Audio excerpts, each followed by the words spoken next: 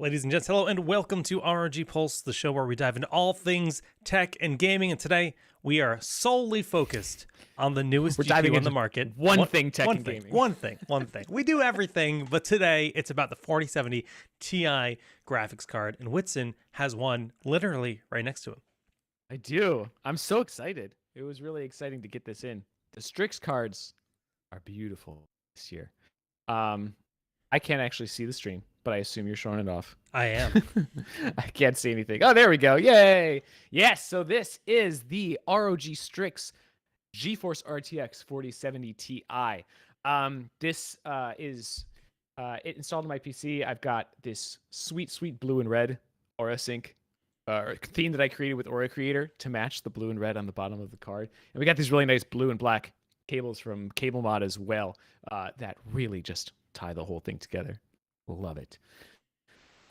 So this Strix, we've talked about the 4090 and the 4080 on the stream already. And those were kind of the exact same size and build. The 4070 Ti is actually a little bit different of a build. So it's using the same Ada Lovelace architecture as the 4080 and the 4090, obviously. It's got the 4th gen Tensor cores, the 3rd gen RT cores, so you're going to get better ray tracing performance, better DLSS and all that. It's got DLSS 3, which we will be looking at in a little bit. Unlike the other cards, though, this has a base TGP of only 285 watts, which is a lot less than like the 450 watts that we saw on the 4090. I think you have a clip of me showing off this versus my tough 4090. So fortunately, I don't have a Strix 4090 here. And I couldn't show this off on stream because it's installed in my PC. There's the card. That's the 4070 awesome. Ti. Yep. This is the 4070 Ti, and I'm going to be comparing it to my tough 4090. The Strix card is a little bit slimmer and a little bit shorter. So it's still using the same die-cast shroud frame and backplate, but it's 336 millimeters long, and it's 3.15 slots versus the 3.5 slots on the Strix 4080 and 4090. And I think the tough 4090 that I'm about to show off is a little bit thicker. It's got all of the features that you've come to expect from a Strix card. So it's got those fan connect headers that I just showed off. It's got a 16-pin power connector and a dual BIOS switch. So you can switch between performance mode and a slightly quieter mode if you're into silence. It's got that huge vent on the back with that dope-looking ROG logo. I'm like kind of weirdly obsessed with that vent. It's just so cool looking. And I like that, like, you know, a few years ago, a lot of GPU manufacturers didn't put a lot of design effort into the back of the card, right? But now these backplates look. They don't leave anything cool. untouched now. Yeah, look at that size I know, difference. and that's cool because the backplate is what you see. Like that's the part I want to look cool. Yeah, so it is a little bit smaller than the 4090, which is nice, and it's kind of hard to show off in a video. But like if you're holding them in your hands, it actually does feel significantly smaller. But again, it's got all of those same features that you'd hope for. It's got the Aura Sync RGB on the Little Republic of Gamers logo here and on the edge of the card. It does come with a bundled graphics card holder, which I don't think you can see in the video. You can see it just a little bit right down here. It's holding up my card. It's got a little ROG logo. It's pretty cool. And it's got our 0 dB technology. So when you're not running games, those fans aren't going to spin at all. It's going to be super quiet. Reliable power delivery. There is a tough version of this that is 3.25 slots. Our tough cards are a little bit thicker than the Strix cards. But yeah, it is a beauty. And I'll tell you, the thing about the Strix cards that I love, and I kind of want to show this off, but it might be a little bit janky as I tilt my camera here.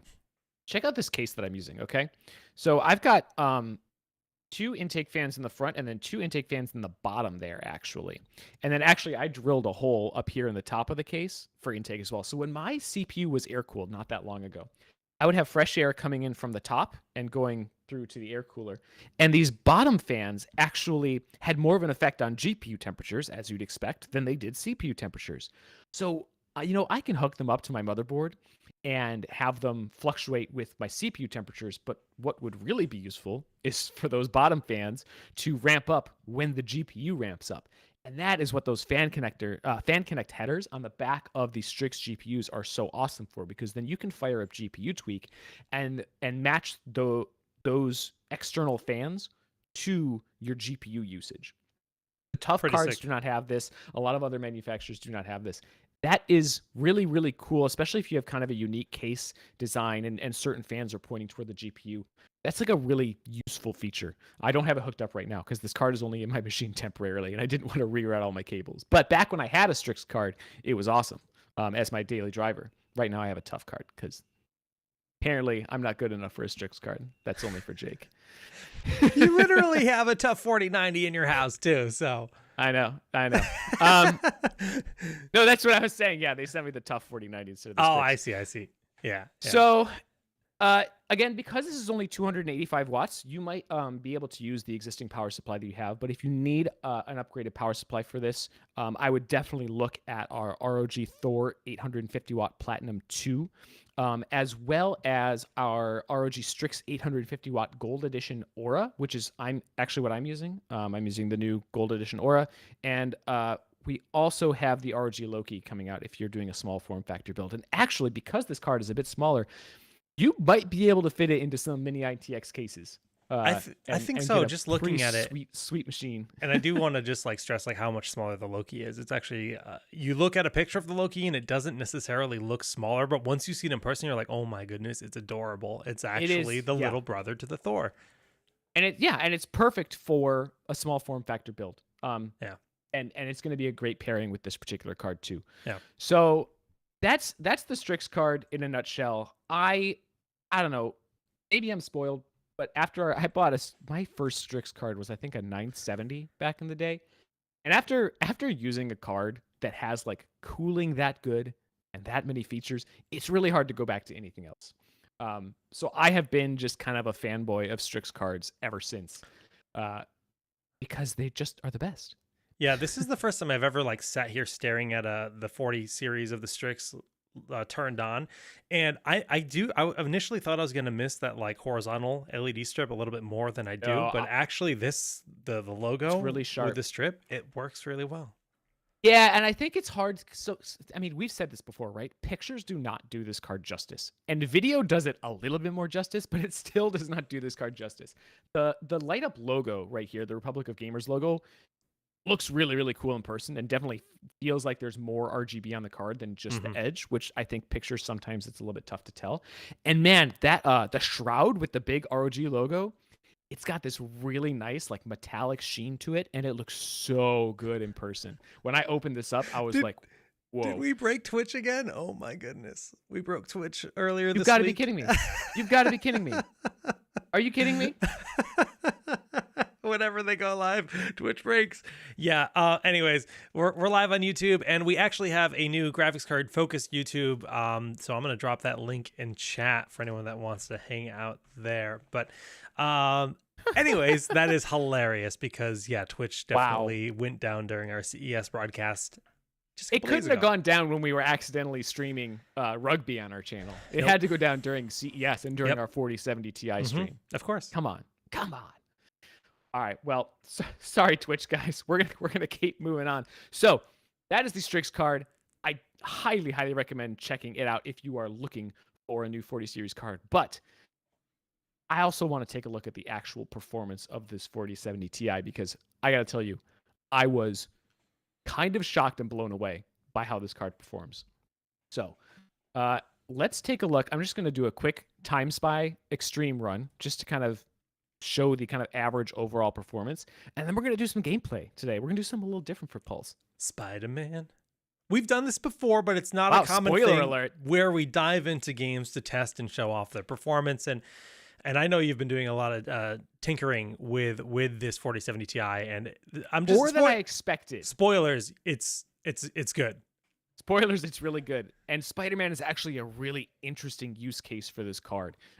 So we had a few different things to show off with it. But this, I got to show off just 3D Mark because the results blew my mind a little bit. And we just need to talk about the general overall performance of this card. For those of you guys that don't know, 3D Mark is a kind of benchmarking and stress testing suite. It takes a few different scenes, or it has a bunch of different benchmarks. This is Time Spy Extreme. It's 4K benchmark, and it just renders a scene that is going to push your graphics card to the absolute max. So you can see my graphics card usage up there is in the 90s. That usually means that it's being pegged completely. And it'll give you a score based on your GPU performance and your CPU performance. We're not doing CPU today because we only want to compare graphics performance to other cards, not my measly 5800X. Oh no. Just kidding. The 5800X is great, but man, dude, can we talk about the new all the new CPUs that were announced at CES? It is a good year to be a PC gamer.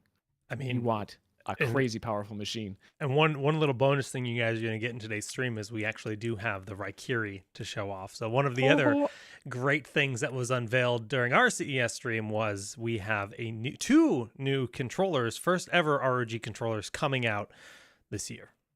I'll show those off as soon as we're done with this 3D Mark test because yeah, they're awesome, and I'm going to use them today to play Spider-Man. All right, so here's the second test, and then we will get our score. This is not overclocked, but this is the OC edition of the card. So it is overclocked by I think like 150 megahertz on the GPU core compared to the stock 4070 Ti performance. We are going to overclock it a little bit further today because there is still a little bit of overclocking headroom, but I definitely recommend getting the OC edition of these cards if you want a little bit of extra performance without having to do any work at all. But I believe that we should have regular non-OC editions available as well, depending on your region and whatnot. Always check local stock and pricing in your region because it is going to be different kind of everywhere. And I don't believe I have an exact price for this card at the moment. Although, actually, no, I should because these are on shelves today, aren't they? Believe so. Let's see. Here. Well, it says, see, the problem is, I don't know if these are sold by Newegg or not. Sold and shipped by Newegg. Here we go. So the Strix card is 1049, and the Tough card, I believe, is 850. And in the US. Right. These are available at Best Buy, Newegg. Probably Micro Center if you have one near you. Yeah. But I don't because I'm sad. I mean, same. No, I'm sad because I don't have a Micro Center. Same. Okay, so this is our score. My score is probably a little bit lower than I was testing this week because I'm doing some video capture and stuff like that. This is just over 10,000. I was actually getting closer to 11,000, 10,994 when I tested it on kind of a clean system with nothing else running. That is crazy for a 70 tier card because that is the same level as a 3090 Ti. So with this card, you're getting the performance of around a 3090 Ti, which is a 450 watt card. This is 285 watts. So way less power consumption with the same performance and extra features like DLSS 3. That's insane. Usually, I mean, typically what we've seen like over the past decade is like each tier card will have the performance of one tier above it from last generation, right? Like a 1070 or 1060 was kind of equivalent to a 970 in performance, right? And this is basically just jumped two whole tiers. So we went from a 3090 Ti to a 4070 Ti for the same performance. That's crazy. And I was pleasantly surprised to see that. That was really cool. That's 25% less-ish than a 4080, I think, for reference, at least in 3D Mark. So that's awesome performance to begin with. However, let's jump into a game and see how it fares. Oh, I got to show off the Raikiri, though. Can you move back to my other camera real quick? Yes, I can. All right, here we go. Oh, where is it? It's hiding. There we go. All right, here's the Raikiri Pro. This is our wireless model with that OLED screen display along the top. So nice. It's battery so levels. Cool. Battery levels, your controller profile, all kinds of different stuff you can switch to. It's got that really cool disc D-pad that I'm liking. And on the back, this is kind of my favorite part. You've got 4 programmable back buttons. And there's also a little compartment there to hold the 2.4 gigahertz dongle. So you can use this over Bluetooth, wired, or 2.4 gigahertz. You've also got these switches on the back right here that can adjust the throw of the triggers so that now it's just a small clinky trigger how much travel time you want. Yeah. Which you use for racing games or like Spider-Man, actually. It's got AuraSync RGB on that as well. And you can put all kinds of cool animations and stuff on that OLED screen. You can also go into Armory Crate and configure like the sensitivity of the sticks and stuff, which is really cool. Here's the standard Raikiri. This one does not have the OLED screen on the top, but it still has the AuraSync RGB. The D-pad is slightly different. Everything else is pretty similar. It also has 2 buttons on the back, and it is wired only. So that's the standard Raikiri if you don't need wireless, or if you want to spend a little bit less. I don't think we have pricing on these, but safe to say. The fact that you get paddles no matter what, though, the paddles feel really good. That's one thing that I have disliked in other controllers in the past, is I just haven't been a big fan of the paddles. And then when I held the Raikiri when we were in Taiwan, I was like, wow, you guys nailed it. You did a great job. Yeah, very proud of them, our design team, for putting that together. All right, we can switch to our gameplay now. Okay. Is the Raikiri compatible with ROG phones? Yes, it should be. So this is actually like an Xbox compatible controller. It should work with Xbox consoles and PC. I've not actually tried it with the ROG phone, but considering phones are compatible with Xbox controllers, it's Bluetooth, and it's Bluetooth, so theoretically it should. I should try it on my ROG phone and see as I'm testing them. I do not have a release date for that controller yet, but keep an eye out for it. It should not be. Yeah, it's soon TM. All right, cool. Let's check this out. So I'm going to load a save that I had yesterday. I just started playing through this game again on PC, and oh my gosh, it's amazing for so many reasons. First of all, because the Spider-Man is just amazing, right? But the settings and stuff that Nixies have put into this is awesome. And because this is actually a pretty CPU-heavy game, you can see my GPU is only pegged at about 50%, and I'm getting a little under 60 frames per second. This is at 4K ultra settings, okay? When you're swinging through the city, the game is using a lot of CPU, and so the GPU isn't actually getting a chance to flex its muscles necessarily.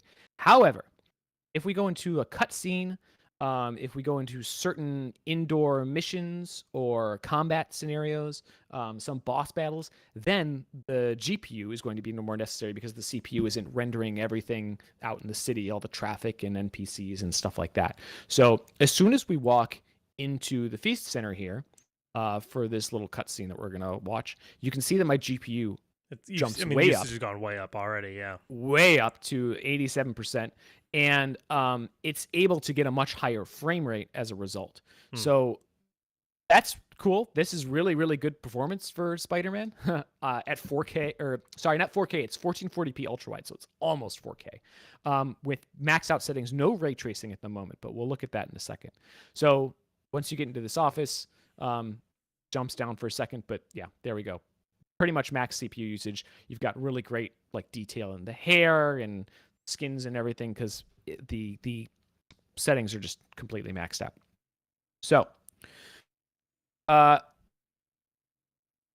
wanted to show this just to kind of give you an idea of what Spider-Man's performance looks like, because it is such a unique kind of game. I don't think I've ever seen a game, at least not like an RTS game, use this much CPU in a majority of its scenes.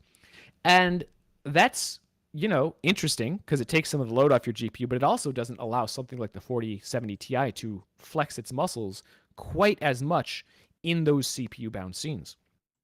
And this is with ray tracing off, and frankly, this game deserves ray tracing. I don't know if you've seen the ray tracing in this game, you guys, but game changer it's good. For this game. It is. I know when like ray tracing first came out, some of us were like, "Oh, I don't know if it's like worth the performance hit, or like it's just these shadows or these reflections in certain areas." This game has a lot of reflections. When you're like swinging through the city and grabbing onto buildings and stuff, those reflections make a real difference in like the realism of the game. And now, here we go. Yeah, just from the glass on the side of a building to even just like puddles on the ground, it really adds a lot of depth. Yeah, and Miles Morales has even more because of all the ice on the ground and stuff like that. Which I have not bought for PC yet. I actually found Miles Morales. I like the story and the setting and everything in this a little bit better, but I liked the gameplay of Miles Morales better because have all those unique powers. He has like It's the a little venom, bit more sting, dynamic. and Yeah. so the combat's a little bit more dynamic in that game. I didn't find the combat in this game boring. It's just that once I played Miles Morales, I was like, oh my gosh, this is even better. I mean, the game is literally like Spider-Man 1.2, and then Spider-Man Yeah. 2 is going to just be even better. Dude, I cannot wait. Okay, so it is now daytime. We can swing around through the city here. And again, like we saw earlier, GPU is not really going to get a chance to do everything that it can do. It's only about 50%. Getting decent frame rates, above 60 in this particular scene. We were a little below 60 earlier when we were trying that. So not terrible, but man, this is a game that really deserves higher frame rates. But it also deserves ray tracing. Let's check this out. Let's jump on the side of this building over here. Bloop. There we go. Okay. Oh, yeah. Look at those sweet, sweet low res it looks awesome. reflections. Yeah. It does look good. So this is without ray tracing. It could be a lot better. It still looks good, but the difference. So let's go into the settings here. And let's turn on ray tracing. So remember, we're using the third gen RT cores. I'm sorry, I can never remember all the numbers. Let me double check my notes here before I get it wrong. Yeah, we're using 3rd gen RT cores here, remember. So when we turn on, so here we go, ray trace reflections. Boom. It is going to look so much better. So you can see you have so much more detail over here. Do I have a cursor here? Yeah. So a lot more detail in the buildings and stuff. And the nice thing about Spider-Man is that you can turn some of these settings down. No, give it a second to re-render here. And so you could have like moderate ray tracing, and you can still see the much more accurate reflections, but you can tell that there isn't as much detail. So like these windows right here, you aren't seeing like the structure around those windows like you do if you turn it up to very high. Give it another second here. So see, you have a lot more detail on those windows. I want my ray tracing high. The problem is ray tracing in this game actually, despite the amazing RT cores in this particular game, ray tracing pegs the CPU pretty hard as well, because it has to render, again, all that traffic and the NPCs and stuff in the background. It's also streaming in a ton of assets as you swing through the city. So now we're getting sub 60 frame rates, which is not a huge hit, but it's not what you want. Yeah. It's sub 60. I don't do sub 60. Okay? Well, yeah, no. So this is where I did not expect this to be the case when I put the 4070 Ti in, and it is a little bit lower than it would normally be since I am capturing video, but which uses probably like 3 to 5% CPU for those curious. Yeah. This was my saving grace last night when I was playing this. DLSS 3's frame generation. Turn it on. Apply. Now, keep in mind, we could turn on regular DLSS, but if the game is CPU bound, DLSS is basically lowers the resolution to get you more frames. Lowering the resolution doesn't get you more frames when you're CPU bound, because it's not the resolution that's the problem. It's all the calculations that the CPU is doing in the background for the objects in the scene. So if I turned on DLSS quality or DLSS performance, we would get the same frame rate. DLSS is not useful in this CPU bound scenario. DLSS frame generation, on the other hand, holy moly, all of a sudden it is so much smoother. I'm getting over 100 frames per second. That's such a huge change. Like nearly double the FPS. Yeah. Yeah. And like it's immediately noticeable. It feels so much smoother. And because, this is one of those games where that smoothness really kind of matters, because you're swinging through the city. There's a lot of movement, a lot of fast movement, especially in combat and things like that. And actually, I'm going to go to a combat scene right now so we can really put DLSS 3 through its paces. But I was so impressed with how much of a difference DLSS 3's frame generation made in that scenario. So like DLSS 3 is going to be amazing in any scenario, but particularly in a CPU bound scenario where other settings tweaks and traditional DLSS might not be able to help you. DLSS would raise the frame rate in those cutscenes we were watching earlier, and it would actually raise the frame rate in this battle that I'm about to go into because it's indoors and there isn't as much CPU overhead. But I love this fight. I love this fight too. But DLSS 3 works everywhere, all the time, which is really, really cool. Hey, Power GPU, thanks for rating. Welcome. Playing Spider-Man with DLSS 3. Getting shocked by the shocker. I know. So like these little cutscenes and stuff, when he's getting tossed around the room, it is so smooth with that frame generation. We're getting 140 frames per second, and I'm on a 200 hertz display. So sky's the limit in terms of how high the refresh rate can go, and how good it's going to look, which is why DLSS 3 is so awesome to have here. And especially so like this fight is a good example too, because once it starts, here we go. I got to like start swinging around the room, right, to try and dodge his stuff. And that's really hard to do when things are being really choppy. If I was running at like, 50 frames per second here, I mean, the first time I played this game, I played it at 30 frames per second. And I'll tell you, it's a good game. But 30 frames per second is rough. Yeah. And I'm so happy to be able to finally play this game at high refresh rates. Yeah, so you're hitting around 120 to 140, I guess we can just call it even at 130. And GPU is very much pegged. I mean, it's down to 85 right now, but it's usually hovering around 90%, which is what you want. Really, really just getting the most out of your card here.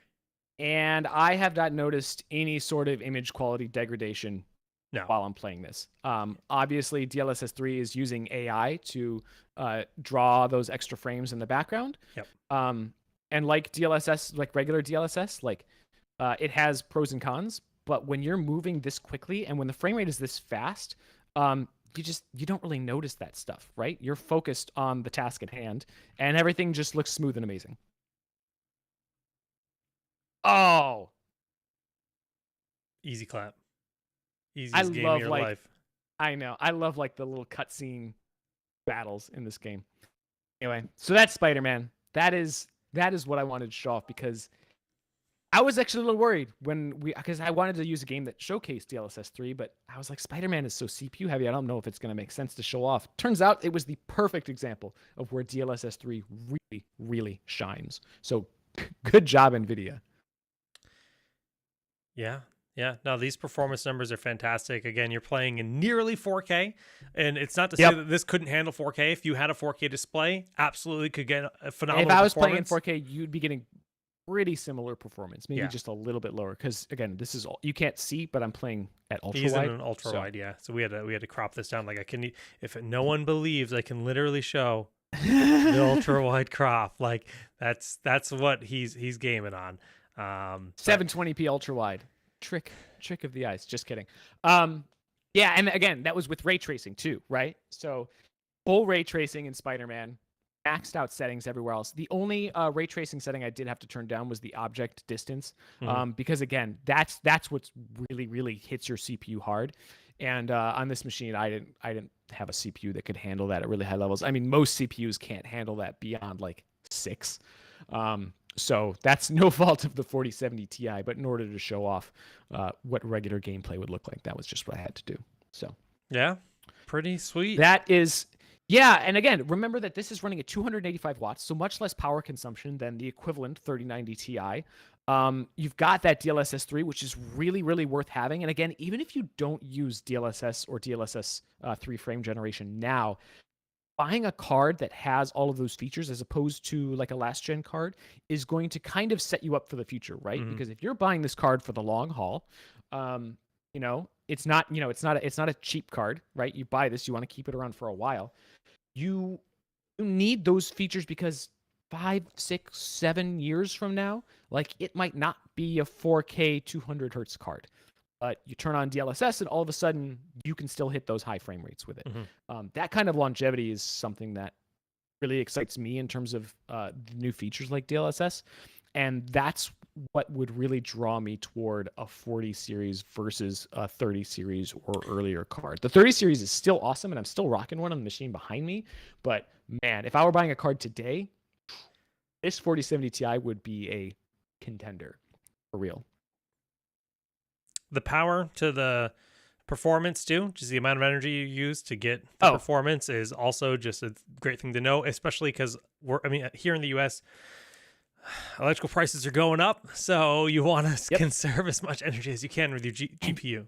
Even if you're not concerned about energy prices, so like I have solar panels, as I mentioned before, but it's not just about the power bill either, because that power consumption also affects heat output and noise output. And I'm a silence freak, right? Again, one of the reasons that I always buy Strix cards, and the tough cards can do this too, is that they have those really big heat sinks, right? Usually much bigger than a lot of the other, I'll just say other brands. Well, even just the other lower end versions of the cards. yeah. And with those big heat sinks, you don't have to spin the fans as much. And because, again, it's a triple fan card, too, you don't have to spin the fans at as high of an RPM, which gives you a lot less noise. And if you were running the same performance on a card that was 450 watts, like the 3090 Ti, you might have to work a little bit harder to cool that because that's a lot more wattage going through the card. And so lower power consumption is a huge draw for me as someone who wants my computer to be as quiet as possible. And like we talked about earlier with small form factor builds, huge consideration for small form factor builds too, because they're in such an enclosed space and you don't have as much airflow. Yeah. So next up, we've shown gameplay, we've shown off the features. Now it is time to overclock this bad boy. I have been toiling away with GPU Tweak all week long to try and overclock this thing. Let's do Cyberpunk to show off the performance. So Cyberpunk, yeah, so we used this when we were overclocking the 4090. And it's just, I mean, this game is really just uses your GPU to the fullest. And so it's a good stress test when overclocking. This is not going to be a detailed overclocking guide for beginners, but I'll show you how I got the results I got with this card and talk a little bit about the benchmarks I used. The benchmarks you use with, you got to use more than one with a GPU, right? So I'm going to show off Cyberpunk here, but I also ran a bunch of rounds of superposition from Unigine. That's a great benchmark. You can run it at 8K and it will just peg the crap out of your GPU. Some people like Furmark. Furmark is fun if you want to test like the maximum heat output of your card, but it's not going to test the maximum clock, so it's not always the best stress test for determining the stability of your overclock. I'm running at ultra settings, by the way, here at 1440p ultra wide with ray tracing on Psycho, because why not? And I use 3D Mark times by extreme, like we were looking at earlier, because that actually gives me a score, and sometimes it's helpful to see how much the performance is increasing or decreasing. You can do that with the frames per second here too as well, but and you can run time spy on a loop, which is also really nice. You cannot do that with the unless you have the paid version of superposition, which I don't have, but I got 3D Mark for like $5 on sale once, so Not bad. that's a really good stress test. So we'll be using this as an example. This is our stock performance, no changes to the card whatsoever. You can see our GPU is being pegged. We are getting 30 frames per second because it's the Cyberpunk benchmark, and that's what it does. And it's choppy, and that's just how it's going right now. It is, and part of that is going to be the video capture. It's a little bit less choppy in person, but it's not, it's not the frame rate that I would like to play at. But again, that's not what we're doing. We're not trying to give you a representative sample of what you would play at. We're trying to peg this GPU as hard as humanly possible, and test the performance at that level. Sometimes you can do that with other smoother games at like uncapped frame rates, but I want to test ray tracing and stuff like that as well, just to make sure that this card is using the power the way it would be used in the games, the way I want to play them. And I am using ray tracing more often in the games that I play now because we have cards that can do that. Yeah. All right, so this average FPS is a little bit lower probably than what I got this week when I was testing, so I'll kind of describe both. 32.01 average. That's really what we're concerned with here. Again, because I'm doing all this video capture and stuff like that, it's going to be using up CPU and some and just to clarify, he's recording, sending this over Discord. I'm capturing his Discord and then sending that over Twitch. So this is going through a few extra tubes, which is why it's choppy. Yeah. That adds a little bit to that, but a few extra tubes. The internet is a series of tubes. It is. So, all right. That is stock performance. I'm going to minimize this for the moment. So in an overclocking situation, what you would first do is start by taking this power target and taking that to max. Let's do temperature target because I don't care. And let's just put voltage at the max too. Now, if you did this, you would get a few extra percent right out of the gate. And we showed this with our 4090 stream as well. I'm not going to like benchmark that today because you've already done that. I want to show a more traditional kind of overclock here, especially because With the 4090, like you're already at such a high level of performance. I'm actually more interested in undervolting that card. With this, I want to see how much more we can get out of it. So you're gonna kind of live in this little area and GPU tweak here. You can kind of monitor the card's performance over here. You basically just kind of end up bumping this up by like 50 megahertz. So like 2810, right? And kind of would apply that here.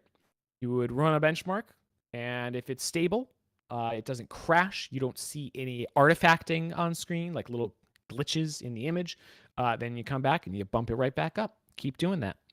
So I got this up to 2910. Okay. Before I started seeing issues. So I bumped it up to 2930, and I didn't really see any artifacts in the benchmarks, but I did get a couple of crashes when I was testing Spider-Man. Huh. So the thing about so I'm going to overclock the memory as well, and then we'll benchmark and see kind of our final results. But I'm going to talk a little bit about how this works. With the GPU clock, it's pretty easy. But once you kind of dial in that GPU clock, like I hit 2930 and I saw some crashes. I think when I hit 2960, like the benchmark was crashing right away, right? So you were like artifacting right away. You kind of figured out. So I dialed it back to 2930, and then played games for a few days. And it crashed a few times at 2930, so I backed it off a little bit more. Sometimes you won't see issues in your benchmarks, especially if you're not running them for like an hour or two. And you'll have to kind of play games for a little bit to determine whether your overclock was truly stable. So I don't recommend doing any memory overclocking until you know that your core clock is stable. And here's why. Memory overclocking is really finicky, and it is really, really hard to determine the ideal level. Some people don't even mess with it anymore. I like to do it a little bit. So I recommend dialing in your GPU core overclock, and then living with that for like a week, okay, and gaming with it. And if you don't experience any crashes, you don't experience any artifacting, you don't experience any weird glitches where the computer just shuts down or something like that, then you can be reasonably sure that that's stable. Then you can move on to memory overclocking. When you're memory overclocking, look for the same artifacts on screen. Watch out for crashes. Sometimes when you overclock memory to a certain level, it'll produce the same crashes or artifacts that the core clock will. Sometimes it's not so clear. Sometimes symptom of overclocking the memory too high is that the memory is going to encounter errors during rendering a scene. And it'll correct those errors, so you won't notice any issues on screen. But what you will notice is that performance may actually dip down. Right? So keep an eye on your frame rates, especially those minimum frame rates, right? Write them down as you're overclocking the memory. And if you reach a point where like your minimum frame rates start going down again, dial it back to the peak and maybe actually dial it back a little bit further than that. And that's probably around where you want to be. I actually found that I had to do multiple runs of superposition to kind of dial in that point. And frankly, I could probably still dial in the memory further. And actually, I haven't played with this particular value long enough to know if it's going to cause any issues. But I can be reasonably sure that the memory is stable where it is. I've seen some people overclock this card a little bit higher already. But when I tried that, my performance dipped just a tiny bit. And so I backed off. So we have 33.86 frames per second here. And I'm going to do a quick calculation, even though this is not the best example because, again, I'm doing this video capture. I should get a second capture card. And next time we do this, maybe it'll be a little bit better. 33.86. So that is about a 6% improvement. When I was overclocking it without the video capture, I saw a little bit more, like 7%. And that, again, is over the stock performance of this factory overclocked card. So remember, this card is already overclocked. If you're comparing it to the stock performance of like the non-overclocked version, if you were to overclock it to this level, it would be more like a 9 or 10% boost over stock performance. So that is not bad. For not too much work. Once you start doing the memory, it becomes a little bit more work, right? And it depends on how much we want to put in. If you wanted to just do the GPU boost clock, spend a couple hours doing that and then be done, it's free performance, right? If you want to put in a little bit more time and dial in a memory clock, you will get a little bit more out of that. I noticed actually more boosts from overclocking the memory than usual with the 4070 Ti. So I do think it is worth checking out, although it can be a little bit frustrating if you're not used to overclocking VRAM.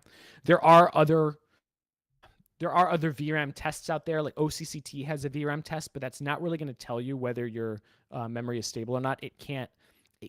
It's really only monitoring like if you have a bad chip. It's not going to detect like whether you've overclocked the memory too far or not. So I wouldn't necessarily recommend. You can run it, but I wouldn't recommend it as a stress testing measure for overclocking the RAM. But those are our results for overclocking the 4070 Ti. That is not bad. I will take like a 7 to 10 performance boost any day for free. You can also undervolt it. I haven't played with that a ton because, again, I just didn't have time to do everything. And more people said they wanted to see overclocking than power scaling when we polled people on our Discord. By the way, join our Discord. It's awesome. We have lots of cool stuff going on there. And we have lots of really cool plans for the Discord this year. So that's basically everything that I wanted to talk about. Use as many different stress tests as you can, write everything down, take good notes, and you can dial in a pretty good overclock pretty quickly. I have not looked at chat at all. I imagine there are some questions in chat that we might want to look at. Is 30 frames per second choppy in games, but on TV and cinema, it's fine. So I think there are a few reasons for this. One, I actually do find it choppy. I am a little bit tired of 24 frames per second movies, and I could go on a whole rant about that and how it's not very compatible with LCD displays. Just a random tangent on that is I just saw Avatar: Way of Water, and I thought it was a phenomenal film, but there were frame drops in that film during certain scenes, and it was driving me nuts. Was it frame drops, or was it just panning too fast? And no, stuttering? They were like coming out of water, and there was like too much happening with like a scene change, and it like legit had frame drops. I was like, "What is happening?" I wonder if there's an issue with the computer that was running the. It could have been. It could have been. But like, it still drove me nuts. It only happened a few times, but I thought that was weird. So one of the other reasons that 30 frames per second feels choppier in games to a lot of people than it does in movies is because you are controlling a game. You're not just watching it. And so there's also 30 frames per second isn't just about the image on screen. It's also about the latency, right? So if you have 30 frames per second, there's a larger delay between when you press a button and see that action represented on screen than there is at higher frame rates. So it's not just that it looks smoother, it's that it also feels more responsive at higher frame rates. And that's one of the reasons, especially when you're talking like shooters and competitive games, that high frame rates are just so much better. 30 frames per second, like I consider 30 frames per second playable, but far from ideal. Dude, I can't even use like Windows with a 30 FPS display. Well, it's yeah, torture. It's also just what you're used to, it's right? Torture. Like, it is actually torture. It looks really, really weird. Let's see what else is going on in the chat. Who do I have to pay to get that controller in my hands ASAP? Keep an eye out.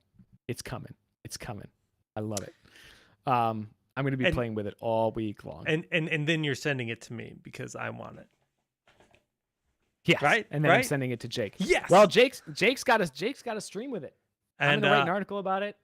I wanted to show it off, but yeah, then I'm going to send it. For any of the regular viewers, you might notice my camera angle is different than normal because I had to reset up my whole office because the OLED is now to my left and we'll be gaming with the OLED, the PG42UQ very soon. So this seems like a good time to mention that we announced a boatload of stuff this week, you guys. If you have not watched our CES event, you can go to our Twitch channel or our YouTube channel, go back. You can watch the full event or you can watch the highlight video that kind of condenses it down. Yeah. We also have, I'll paste this in the chat, we have an article that details everything we announced this year, including this beautiful 4070 Ti that I am playing on right now. There it is in chat. So, any other questions from anyone about the 4070 Ti? Now is the time to ask. Is it overkill for 1080p gaming? That's a good question. It depends on what kind of 1080p gaming we're talking about. So I never want to like 500 hertz, like yeah. So we did just release a 540 hertz monitor. We did for esports, which is, oh my gosh, I cannot wait to see that with my own eyes. If you're running esports titles on that and you're very competitive, No, the 4070 Ti is not overkill. You want as many frames as humanly possible. Right. If you're not really competitive and you're just playing those games casually, or you're playing single player games like Spider-Man, God of War, stuff like that. And 1080, it's probably overkill. At 1080, then I think it's going to be overkill, especially if your monitor, it depends on what your monitor can reach too. So even if you're like, let's say your monitor is 144 hertz, if you're getting 500 frames per second, you're still getting better latency than you would at 144 frames per second. Yeah. But it's probably overkill for like a 1080 144 player story driven overkill. games. Even like a 1080 250 hertz, it's like it's probably overkill. In that case, like some of the 30 series cards are still on sale. Like that's a situation where I would maybe go grab. Again, the 4070 Ti is going to last you longer in the future for 1080p gaming, maybe. But in terms of like the best bang for your buck, I would look at some of the 30 series cards that we still have out. Once you get up to 1440p, that's when I would recommend 1440p, by the way. 1440p is a huge upgrade over 1080p, in my opinion. And at a certain point, like, you can game at 1080p all day on an older card, but if you want to upgrade your gaming experience, you might actually get more out of your experience by upgrading your monitor first to something that's like 1440p and high refresh than you are just upgrading a 1080p card or upgrading a card for a 1080p machine. So it really depends on what kind of games you're playing and what you're doing.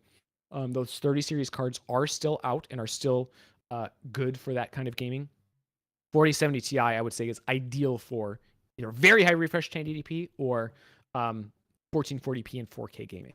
For sure. I mean, 3090 Ti, that's going to be a great 4K card. I'm playing 4K over here with a 3080 Ti, and it's excellent. So, yeah, that's what I would look at. I want a 32-inch 1440p OLED. I do too. But that 27-inch OLED is looking pretty sweet too, I will say. We have a 32-inch mini LED that's phenomenal. So we do have options that are in that range. And I personally do prefer mini LED to OLED. Yeah. Personally, it's a personal preference thing. But the PG32 UQX, and actually we have an upgrade PG32 UQXR that's coming out. That's gonna have DisplayPort 2.1. Oh, really? 4K high refresh. I miss my CES. my PG32 UQX. I miss it. I do. Would 540 hertz be good to go with 3060? Asking for laughs. Maybe for like CS:GO. It depends on what you're playing. I mean, remember too, and I've said this before, it's you don't have to necessarily hit 540 frames per second. As long as you're hitting more than 360, which is like the next step down in monitors, you're still getting value. Yeah. You're still making use of that display. And if you had DLSS and stuff on, maybe. Just the 540 frame monitor is made for esports people only. Like, honestly, anybody can buy it, but that's the only games that are going to actively achieve that are League of Legends, Dota, CS:GO, Valorant, maybe a handful of others. You're not going to get it on Halo, your Apex, Warzone. Those games aren't going to even be able to hit those numbers. And those are other If you're playing titles. Those games, I would look at the 27-inch OLED instead. Because that monitor, or one of our 360 hertz monitors also, it's a tough Swift. call. The thing about the OLED that's so nice is that it's not just the refresh rate, but the response times are so fast because of that instantaneous OLED response time that it's going to be really, really smooth. And it's also going to look great for single player games, HDR and stuff like that. So it really is a do everything kind of monitor. Overwatch 2 could probably hit the 540. Overwatch 2 probably could. You think? Overwatch 2 is a bit tougher than like CS:GO, and it's not that bad though. It's still an arena shooter with like smaller maps, and the textures are fairly limited. It depends on what card you're running. Yeah, but with a on the 3060, no. But I'm just saying it's attainable. It's attainable on other 4090. Oh, definitely. Maybe this 4070 Ti. I would actually be curious to launch. Yeah, I think that would I get in this. I have not tried that yet. You would definitely be able to hit more than 360. I think with the 4070 Ti. I don't know if you'd hit the full 540, but yeah. I would certainly get over 360. I don't know if I would get up to 540, but I can test it out and find out. That's an interesting. You do love your Overwatch. I do love my Overwatch. And I got a new display to play it on too. I've got a 200 hertz display now too, so I actually have not fired up Overwatch on it yet. I should. One thing that I will mention, guys, is we are going to do more Q&A streams this year. So if you do have questions about the new monitors, about the 4070 Ti, about anything else, and you don't get a chance to ask it today, we're going to be doing some of those soon. It's just going to be me and Jake chilling, answering all kinds of questions. We're probably going to have those questions posed in the Discord. So we'll set up like a channel or something where you guys can ask questions, and we'll gather them up at the end of every month or every 2 weeks or whatever. And that's going to be a new thing we do this year. So I just dropped the Discord link in chat again. If you want to join, please join us in Discord. Next week, we will be unboxing several of the new laptops that were just unveiled today. So look forward to that. We did give you guys a sneak peek at the new Raikiri and Raikiri Pro controllers, which will be featured on our Twitch streams, gameplay streams in the very near future. We've got the PG42 UQ OLED to show off, deep dives with all of these laptops with Q&As like you just mentioned. I'm hoping to get that new keyboard in soon. The super customizable like DIY keyboard, the Azoth. And actually, I was thinking, Jake, we haven't talked about this, so I'm putting you on the spot. I think it would be cool to do a stream where I totally customize that keyboard from top to bottom. Just like point a camera at my desk, take out the switches, probably not lube them, but pop in new switches, put on some new keycaps, customize the animations, and just like build my own Azoth keyboard. Yeah. Okay, let's do it. I think that'd be cool. I think we should do it. Yeah. All right. So, so that's officially coming one day. Okay. Whenever you get one of those, that keyboard is hefty, aluminum. It weighs a few pounds. It does. ROG phone. We feature ROG phone on the stream plenty, but we don't have anything new to show right now. I think we recently showed off the Diablo and Batman editions, and then the 6D as well, which I still have, but I need to send back to Taiwan. I'm going to play Vampire Survivors on my ROG phone. Now that that's out for Android, that's my next ROG phone title. Game is so fun. Yep. Cool. All right. That's going to do it for us today. That was a lot of stuff. I'm tired of testing GPUs. I'm going to take a nap. As we have tons of laptops coming in to show off, we don't have all of them in-house yet, so we'll probably start with the Scar is what I'm thinking in terms of coverage, but let us know what laptops you're most excited to see stuff for on Discord. Go to the ROG stream channel on Discord. Let us know what kind of content you guys are most interested in, with the various laptops all coming in, and we can prioritize some devices over others as long as we have them in-house to show off. But guys, thanks for tuning in today. Again, I don't even have the link ready. I can't do it. We have a new YouTube channel. I linked it earlier. We have a new YouTube channel that's dedicated towards like graphics card style content. So be sure to check that out. We'll put it in the link of the description of this YouTube video. Yeah, we'll do that too. So just it's a GPU or a graphics card rather dedicated channel. Where you guys can just kind of get all your graphics card, all your graphics news. Yeah, graphics news. Whitson, that's it for me. Anything else? Nope, I'm good. I'm ready. I'm ready to do some gaming. Let's fight there up it Overwatch is. 2. Chancellor with the link. Love it. All right, guys. We'll see you next time. Lucky. GG's. Take care. GG's.